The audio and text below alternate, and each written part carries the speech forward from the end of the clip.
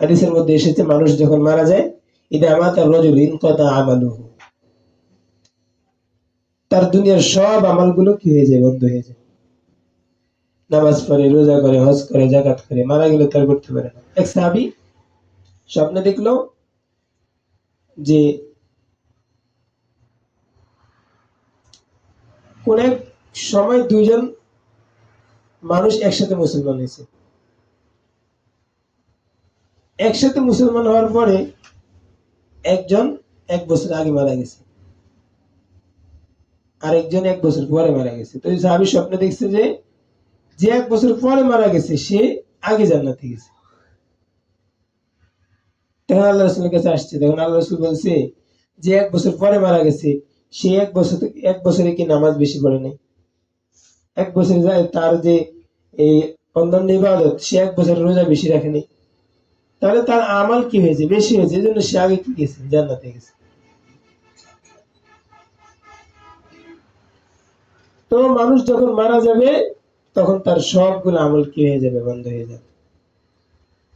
নামাজ আর পড়তে পারবে না, না পড়তে পারলে সব কোথা থেকে হবে। রোজা রাখতে পারবে না, জিকির আজকার করতে পারবে না, কুরআন তেলাওয়াত করতে পারবে না, তাসবিহ তাহলিল পড়তে পারবে না। ইদা মাতা রাজুলু ইনকাতা আমালুহু, তখন তার সব আমলগুলো কি হয়ে যায়, বন্ধ হয়ে যায়।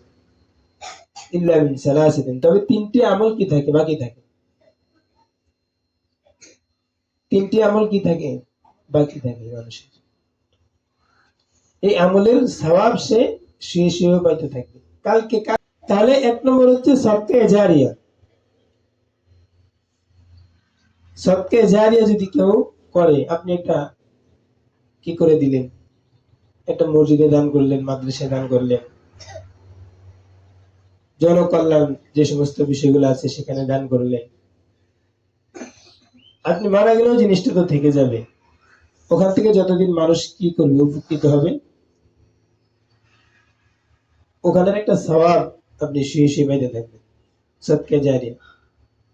এই জন্য এই বিষয়গুলো খেয়াল রাখা, প্রতিদিন কম হোক, 1 টাকা হোক, 2 টাকা হোক, যা পারি,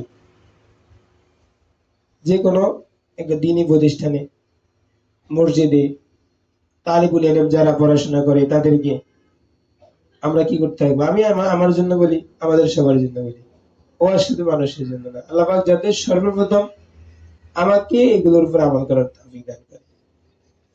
এই একটা বিষয়। ছেলে সন্তান, এরপরে হলো, তাহলে 1 নম্বর বললাম সদকাতুন জারিয়াতুন, সদকা জারিয়া। দুনিয়াতে আমি যা যা দান করবো, আমরা যারা তালিবুল ইলম আছি, আমি আগে